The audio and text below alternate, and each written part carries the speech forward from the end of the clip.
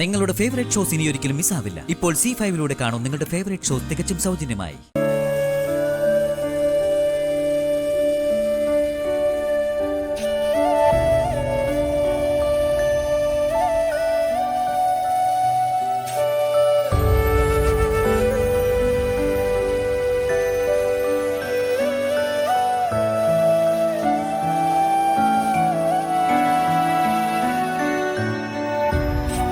മോളെ, നീ ഇങ്ങനെ എത്ര നേരം കരയും? എത്ര നാള് കരയും? നിർത്താതെ കരഞ്ഞതുകൊണ്ട് വിധിയെ മാറ്റിമറിക്കാൻ സാധിക്കൂ? അതുകൊണ്ട് നഷ്ടപ്പെട്ടതിനോർത്ത് ദുഃഖിച്ചിരിക്കാതെ നോക്ക്, പ്രാക്ടിക്കലായിട്ട് ചിന്തിക്കേ. മോള് പോയി കണ്ണും മുഖമൊക്കെ തുടച്ചിട്ട് വന്ന് ഭക്ഷണം കഴിക്കുക. ഗോപു മോളെ, മനസ്സ് തകർക്കരുത്. മനസ്സ് തളർന്നു പോയാ പിന്നെ ജീവിതം ആകെ താളം തെറ്റതുപോലെയാവും. അതുകൊണ്ട് മെല്ലെ ഈ വിഷമത്തിൽ നിന്ന് നീയായിട്ട് തന്നെ പുറത്തു വരണം.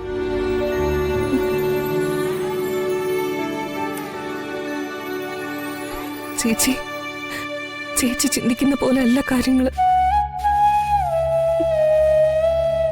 ഋഷി സാറ് കുറച്ചു മുന്നേ എന്നെ വിളിച്ചിരുന്നു. ഞാനായിട്ട് എന്നെ സാറിനോടൊന്ന് സംസാരിക്കണ്ടെന്ന് വിചാരിച്ചിട്ട് ഞാൻ ആദ്യം കോൾ അറ്റൻഡ് ചെയ്തില്ല. പക്ഷെ സാർ എന്നെ തുടരെ വിളിച്ചുകൊണ്ടിരുന്നു. ഒടുവിൽ നിവൃത്തിയില്ലാതെയാണ് ഞാൻ അറ്റൻഡ് ചെയ്തത്. ഞാൻ സാറിനെ അവോയ്ഡ് ചെയ്യാണെന്ന് സാറിന് മനസ്സിലായി.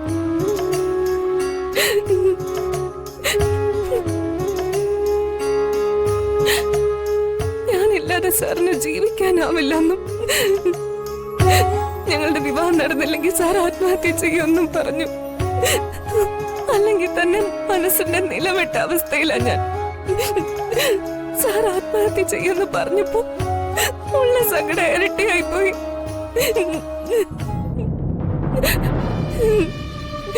അതെ, നിന്നെ കിട്ടിയില്ലെന്ന് കരുതി ഋഷി ആത്മഹത്യ ചെയ്യൊന്നുമില്ല. അവൻ ആത്മഹത്യ ചെയ്യാതെ അഞ്ജിത നോക്കിക്കോളും. അതുകൊണ്ട് ആ ടെൻഷൻ നിനക്ക് വേണ്ട. പിന്നെ ഋഷിയെ കിട്ടിയില്ലെന്ന് കരുതി നീ അഞ്ജിതയുടെ ജീവിതം തകർക്കാൻ ഇറങ്ങിയ ഇവിടുത്തെ മച്ചില് 2 ശവങ്ങൾ തൂങ്ങും. എന്റെയും അഞ്ജിതയുടെയും. ഓർത്തോ നീ? ദേവികെ, നീ ഇവിടെ ഒന്ന് ഉപദേശിക്കും.